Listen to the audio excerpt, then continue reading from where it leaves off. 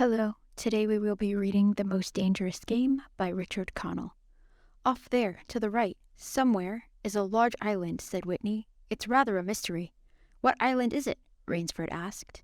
The old charts call it Ship Trap Island, Whitney replied. A suggestive name, isn't it?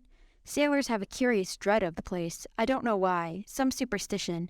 Can't see it, remarked Rainsford, trying to peer through the dank tropical night that was palpable as it pressed its thick, warm blackness upon the yacht. You've good eyes, said Whitney with a laugh, and I've seen you pick off a moose moving in the brown fall bush at 400 yards, but even you can't see 4 miles or so through a moonless Caribbean night. Nor 4 yards, admitted Rainsford. Ugh, it's like moist black velvet. It will be light enough in Rio, promised Whitney. We should make it in a few days. I hope the Jaguar guns have come from Purdy's. We should have some good hunting up the Amazon. Great sport, hunting. The best sport in the world, agreed Rainsford. For the hunter, amended Whitney. Not for the Jaguar. Don't talk rotten, Whitney, said Rainsford. You're a big game hunter, not a philosopher. Who cares how a Jaguar feels? Perhaps the Jaguar does, observed Whitney. Bah, they've no understanding. Even so, I rather think they understand one thing. Fear. The fear of pain and the fear of death. Nonsense, laughed Rainsford. This hot weather is making you soft, Whitney. Be a realist. The world is made up of 2 classes, the hunters and the huntees. Luckily, you and I are hunters. Do you think we've passed that island yet? I can't tell in the dark. I hope so. Why? Asked Rainsford. The place has a reputation. A bad one. Cannibals? Suggested Rainsford. Hardly. Even cannibals wouldn't live in such a god-forsaken place. But it's gotten into sailor lore somehow. Didn't you notice that the crew's nerves seemed a bit jumpy today?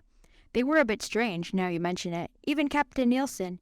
Yes, even that tough-minded old Swede who'd go up to the devil himself and ask him for a light. Those fishy blue eyes held a look I'd never saw there before. All I could get out of him was, "This place has an evil name among seafaring men, sir." Then he said to me, very gravely, "Don't you feel anything?" As if the air about us was actually poisonous. Now, you mustn't laugh when I tell you this. I did feel something like a sudden chill.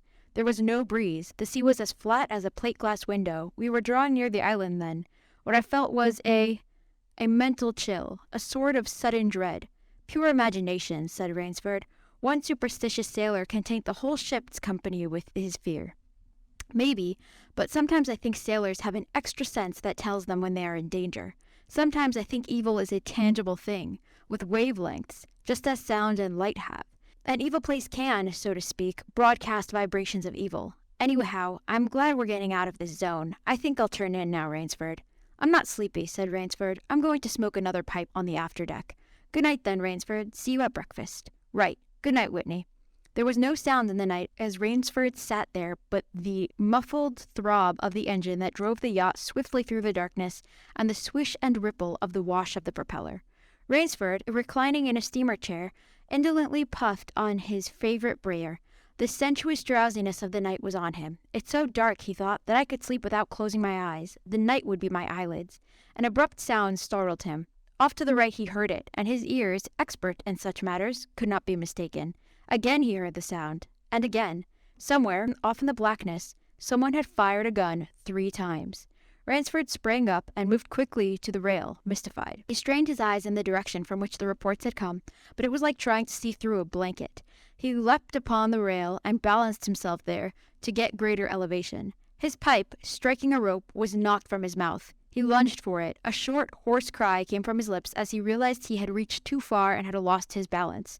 The cry was pinched off short as the blood-warm waters of the Caribbean Sea dozed over his head.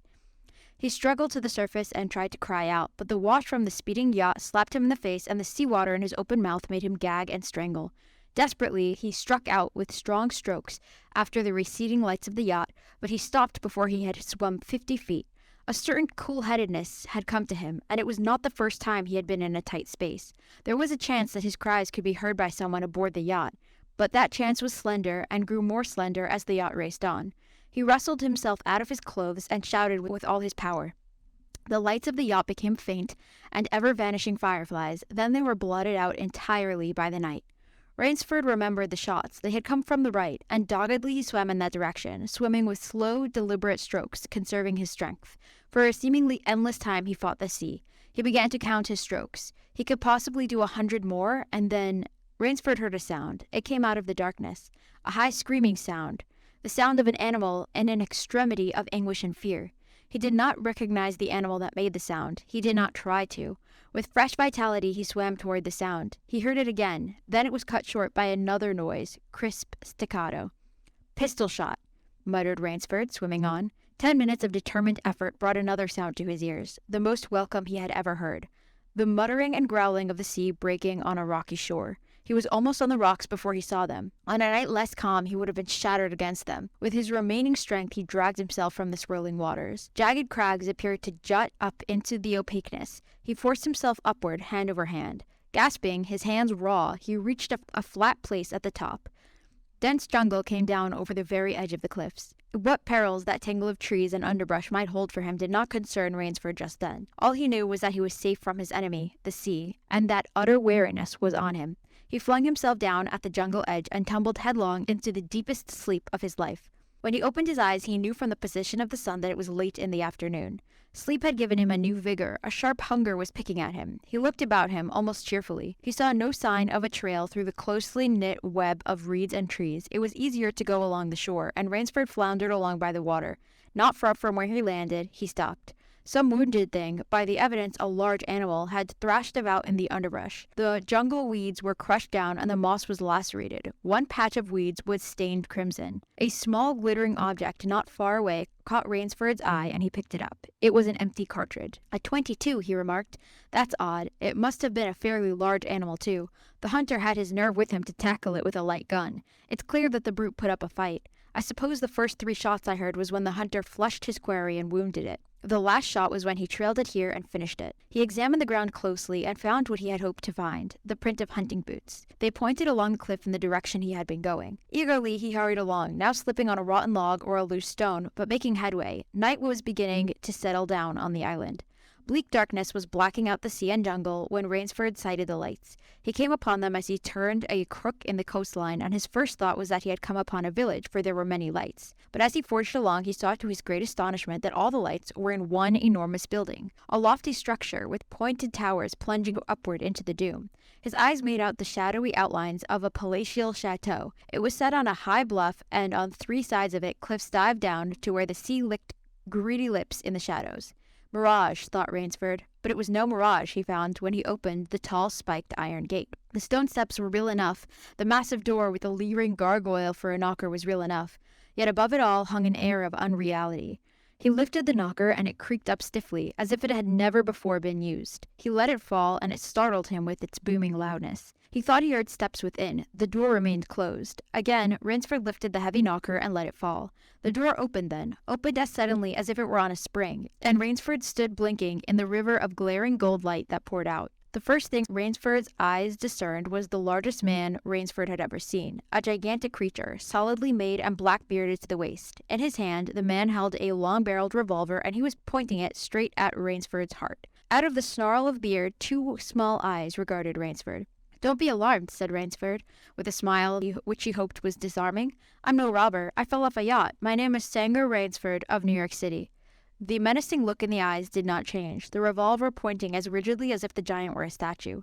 He gave no sign that he understood Ransford's words, or that he had even heard them. He was dressed in uniform, a black uniform, trimmed with gray astrakhan. "I'm Sanger Ransford from New York," Ransford began again. "I fell off a yacht.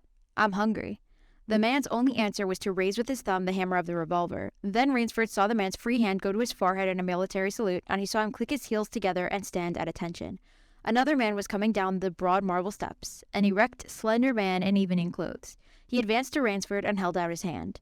In a cultivated voice, marked by a slight accent that gave it added precision and deliberateness, he said, "It is a very great pleasure to honor and welcome Mr. Sanger Ransford, the celebrated hunter, to my home."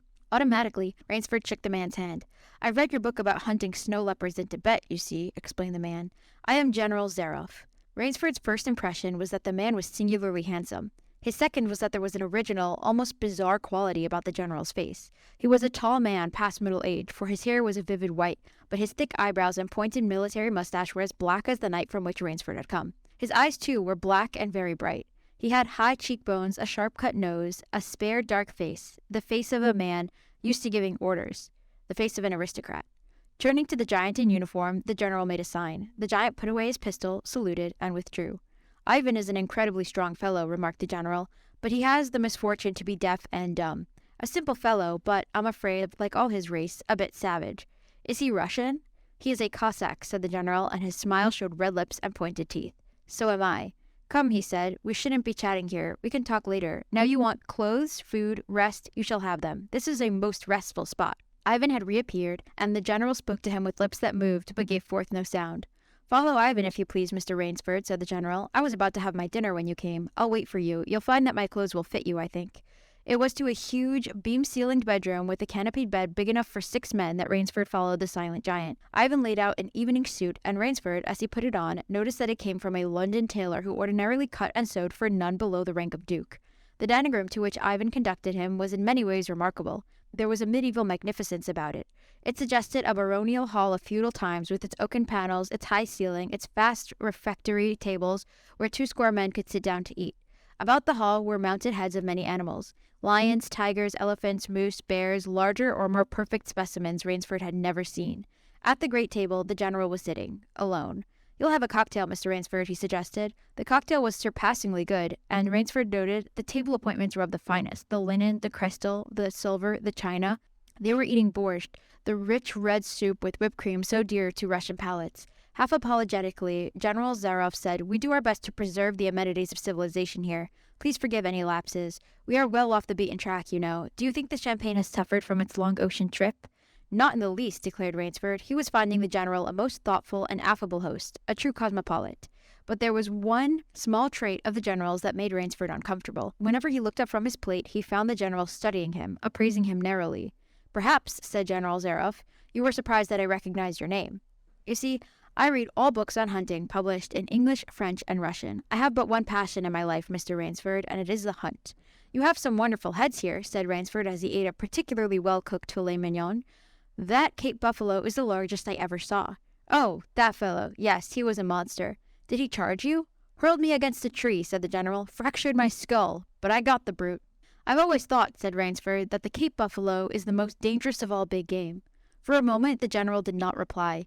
He was smiling his curious red-lipped smile. Then he said, No, you are wrong, sir. The Cape buffalo is not the most dangerous big game. He sipped his wine. Here in my preserve on this island, he said in the same slow tone, I hunt more dangerous game. Rainsford expressed his surprise. Is there a big game on this island?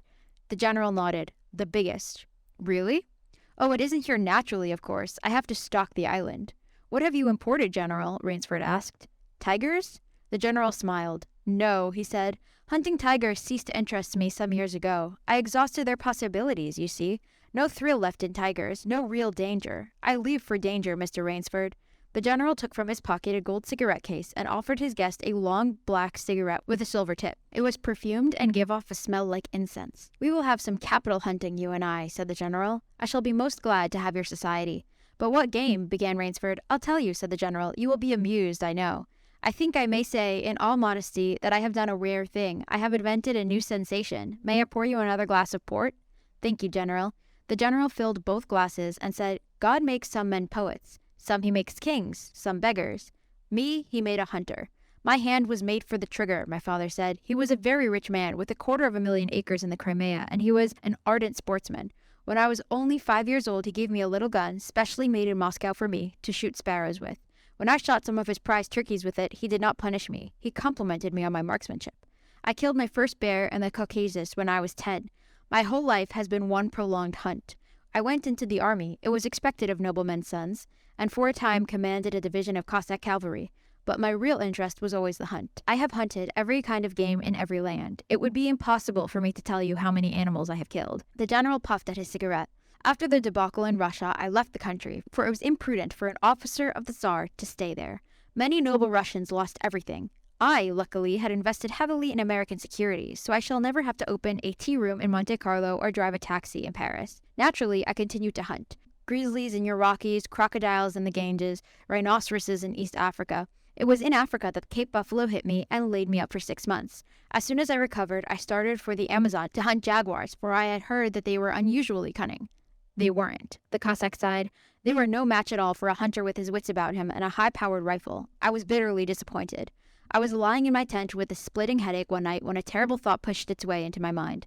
Hunting was beginning to bore me. And hunting, remember, had been my life. I have heard that in America, businessmen often go to pieces when they give up the business that has been their life.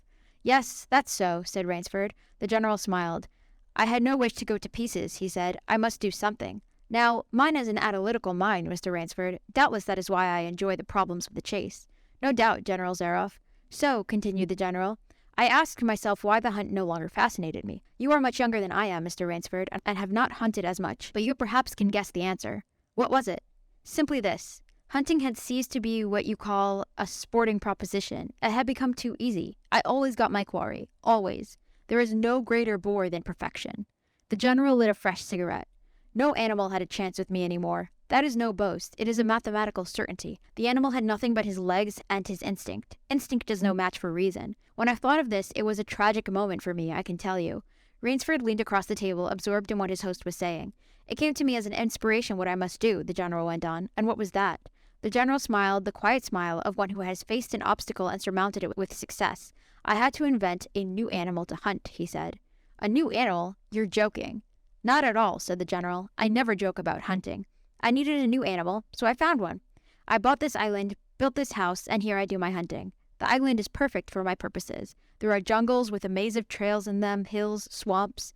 But the animal, General Zaroff? Oh, said the general, it supplies me with the most exciting hunting in the world. No other hunting compares with it for an instant. Every day I hunt, and I never grow bored now, for I have a quarry with which I can match my wits.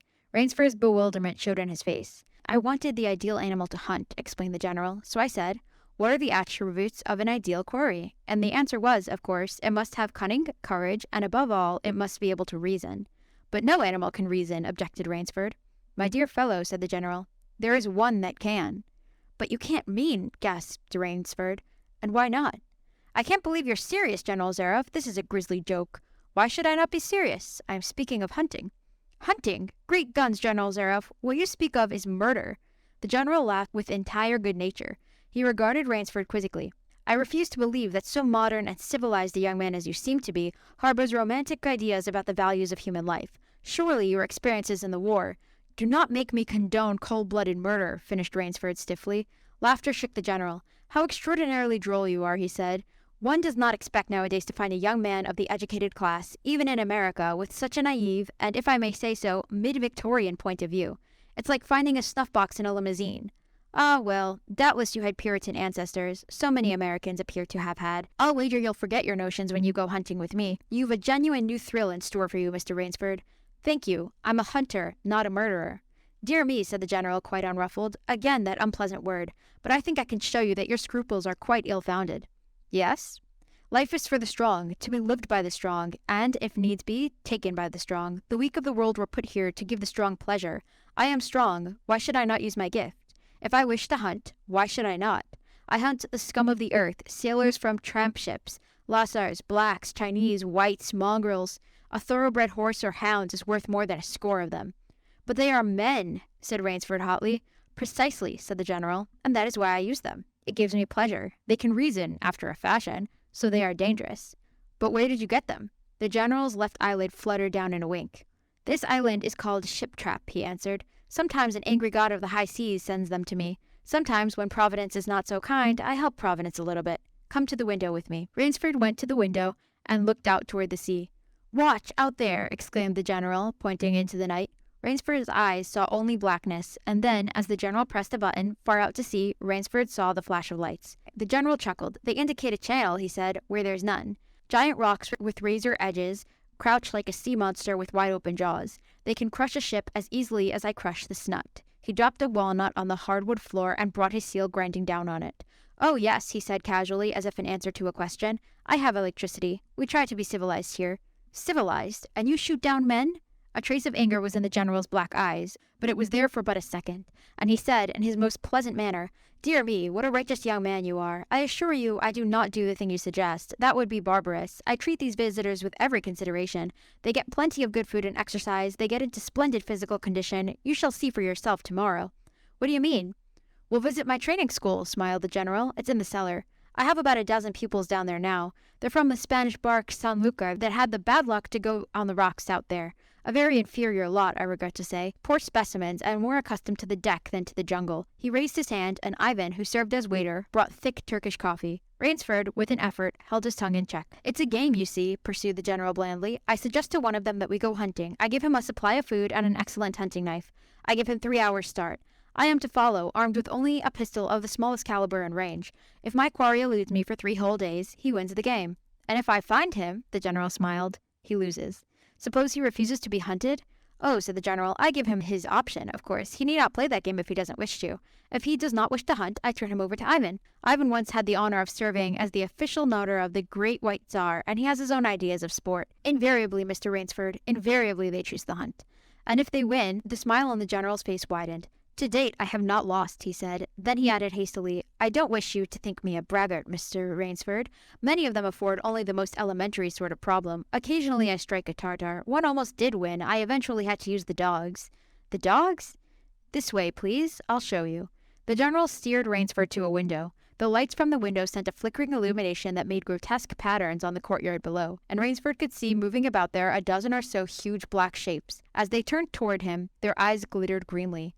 "A rather good lot, I think," observed the general. "They are let out at 7 every night. If anyone should try to get into my house, or out of it, something extremely regrettable would occur to him." He hummed a snatch of song from the Folies Berger. "And now," said the general, "I want to show you my new collection of heads. Will you come with me to the library?" "I hope," said Rainsford, "that you will excuse me tonight, General Zaroff. I'm really not feeling well." "Ah, indeed?" the general inquired solicitously. "Well, I hope that's only natural after your long swim. You need a good, restful night's sleep. Tomorrow you'll feel like a new man, I'll wager. Then we'll hunt, eh? I've got one rather promising prospect." Rainsford was hurrying from the room. "Sorry you can't go with me tonight," called the general. "I expect rather fair sport. A big, strong black. He looks resourceful. Well, good night, Mr. Rainsford. I hope you have a good night's rest." The bed was good, and the pajamas of the softest silk, and he was tired in every fiber of his being. But nevertheless, Rainsford could not quiet his brain with the opiate of sleep. He lay, eyes wide open. Once he thought he heard stealthy steps in the corridor outside his room. He sought to throw open the door, but it would not open. He went to the window and looked out. His room was high up in one of the towers. The lights of the chateau were out now, and it was dark and silent. But there was a fragment of sallow moon, and by its wan light he could see, dimly, the courtyard. There, weaving in and out in the pattern of shadow, were black, noiseless forms. The hounds heard him out the window and looked up expectantly with their green eyes. Rainsford went back to the bed and lay down. By many methods he tried to put himself to sleep. He had achieved a doze when, just as morning began to come, he heard, far off in the jungle, the faint report of a pistol. General Zaroff did not appear until luncheon. He was dressed faultlessly in the tweeds of a country squire. He was solicitous about the state of Rainsford's health. "As for me," sighed the general, "I do not feel so well. I am worried, Mr. Rainsford. Last night I detected traces of my old complaint." To Rainsford's questioning glance, the general said, "Ennui, boredom." Then, taking a second helping of crepe Suzette, the general explained, "The hunting was not good last night. The fellow lost his head. He made a straight trail that offered no problems at all. That's the trouble with these sailors. They have dull brains to begin with, and they do not know how to get about in the woods. They do excessively stupid and obvious things. It's most annoying. Will you have another glass of Chablis, Mr. Rainsford?" "General," said Rainsford firmly, "I wish to leave this island at once." The general raised his thickets of eyebrows. He seemed hurt. "But, my dear fellow," the general protested, "you've only just come. You've had no hunting." "I wish to go today," said Rainsford. He saw the dead black eyes of the general on him, studying him. General Zaroff's face suddenly brightened. He filled Rainsford's glass with venerable Chablis from a dusty bottle. "Tonight," said the general, "we will hunt, you and I." Rainsford shook his head. "No, general," he said, "I will not hunt." The general shrugged his shoulders and delicately ate a hothouse grape. "As you wish, my friend," he said. "The choice rests entirely with you. But may I not venture to suggest that you will find my idea of sport more diverting than Ivan's?" He nodded toward the corner where the giant stood, scowling, his thick arms crossed on his hogshead of a chest. "You don't mean," cried Rainsford. "My dear fellow," said the general, "have I not told you I always mean what I say about hunting? This is really an inspiration. I drink to a foeman worthy of my steel. At last."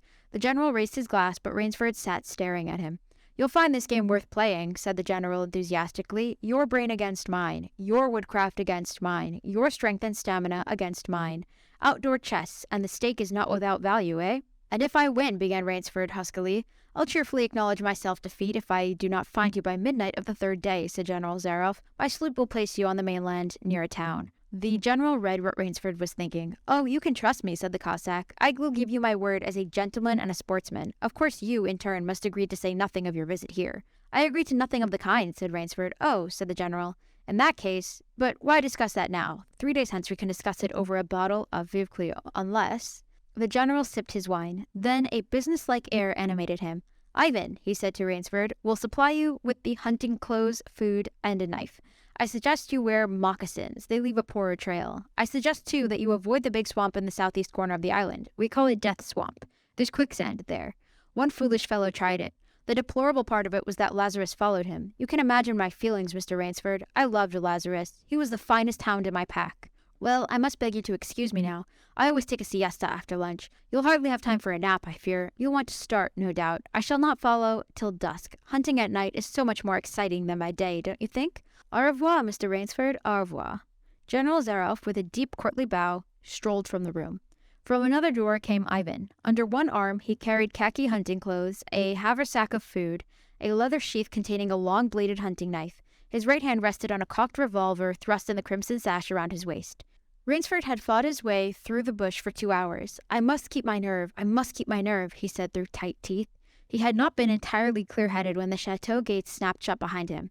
His whole idea at first was to put distance between himself and General Zaroff, and to this end he had plunged along, spurred on by the sharp roars of something like panic. Now he had to get a grip on himself, had stopped, and was taking stock of himself and the situation. He saw that this straight flight was futile. Inevitably, it would bring him face to face with the sea. He was in a picture with the frame of water, and his operations, clearly, must take place within that frame. "I'll give him a trail to follow," muttered Rainsford, and he struck off from the rude path he had been following into the trackless wilderness. He executed a series of intricate loops. He doubled on his trail again and again, recalling all the lore of the fox hunt and all the dodges of the fox. Night found him leg-weary, with hands and face lashed by the branches, on a thickly wooded ridge. He knew it would be insane to blunder on through the dark, even if he had the strength. His need for rest was imperative, and he thought, "I have played the fox, now I must play the cat of the fable." A big tree with a thick trunk and outspread branches was nearby, and, taking care not to leave the slightest mark, he climbed up into the crotch, and, stretching out on one of the broad limbs, after a fashion, rested. Rest brought him new confidence and almost a feeling of security. Even so zealous a hunter as General Zaroff could not track him there, he told himself. Only the devil himself could follow that complicated trail through the jungle after dark. But perhaps the general was a devil. An apprehensive night crawled slowly by like a wounded snake, and sleep did not visit Rainsford, although the silence of a dead world was on the jungle. Toward morning, when a dingy gray was varnishing the sky, the cry of some startled bird focused Rainsford's attention in that direction. Something was coming through the bush, slowly, carefully, coming by the same winding way Rainsford had come here. He flattened himself down on the limb, and through a screen of leaves almost as thick as tapestry, he watched. That which was approaching was a man. It was General Zaroff. He made his way along with his eyes fixed in utmost concentration on the ground before him. He paused, almost beneath the tree, dropped to his knees, and studied the ground. Rainsford's impulse was to hurl himself down like a panther, but he saw that the general's right hand held something metallic, a small automatic pistol. The hunter shook his head several times, as if he were puzzled. Then he straightened up and took from his case one of his long black cigarettes. Its pungent, incense-like smoke floated up to Rainsford's nostrils. Rainsford held his breath. The general's eyes had left the ground and were traveling inch by inch up the tree. Rainsford froze there, every muscle tensed for a spring. But the sharp eyes of the hunter stopped before they reached the limb where Rainsford lay. A smile spread over his brown face. Very deliberately, he blew a smoke ring into the air. Then he turned his back on the tree and walked carelessly away back along the trail he had come. The swish of the underbrush against his hunting boots grew fainter and fainter. The pent-up air burst hotly from Rainsford's lungs. His first thought made him feel sick and numb. The general could follow a trail through the woods at night. He could follow an extremely difficult trail. He must have uncanny powers. Only by the merest chance had the Cossack failed to see his quarry. Rainsford's second thought was even more terrible. It sent a shudder of cold horror through his whole being. Why had the general smiled? Why had he turned back? Rainsford did not want to believe what his reason told him was true, but the truth was as evident as the sun that had by now pushed through the morning mists. The general was playing with him. The general was saving him for another day's sport. The Cossack was the cat, he was the mouse. Then it was that Rainsford knew the full meaning of terror. "I will not lose my nerve. I will not." He slid down from the tree and struck off again into the woods. His face was set, and he forced the machinery of his mind to function. 300 yards from his hiding place, he stopped where a huge dead tree leaned precariously on a smaller living one. Throwing off his sack of food, Rainsford took his knife from his sheath and began to work with all his energy. The job was finished at last, and he threw himself down behind a fallen log 100 feet away. He did not have to wait long. The cat was coming again to play with the mouse. Following the trail with the sureness of a bloodhound came General Zaroff. Nothing escaped those searching black eyes. No crushed blade of grass, no bent twig, no mark, no matter how faint, in the moss. So intent was the Cossack on his stalking that he was upon the thing Rainsford had made before he saw it. His foot touched the protruding bough that was a trigger. Even as he touched it, the general sensed his danger and leapt back with the agility of an ape. But he was not quite quick enough. The dead tree, delicately adjusted to rest on the cut living one, crashed down and struck the general a glancing blow on the shoulder as it fell. But for his alertness, he must have been smashed beneath it. He staggered, but he did not fall, nor did he drop his revolver. He stood there, rubbing his injured shoulder, and Rainsford, with fear again gripping his heart, heard the general's mocking laugh ring through the jungle. "Rainsford," called the general, "if you are within the sound of my voice, as I suppose you are, let me congratulate you. Not many men know how to make a Malay man-catcher. Lucky for me, I, too, have hunted in Malacca. You are proving interesting, Mr. Rainsford. I am going now to have my wound dressed. It's only a slight one. But I shall be back. I shall be back."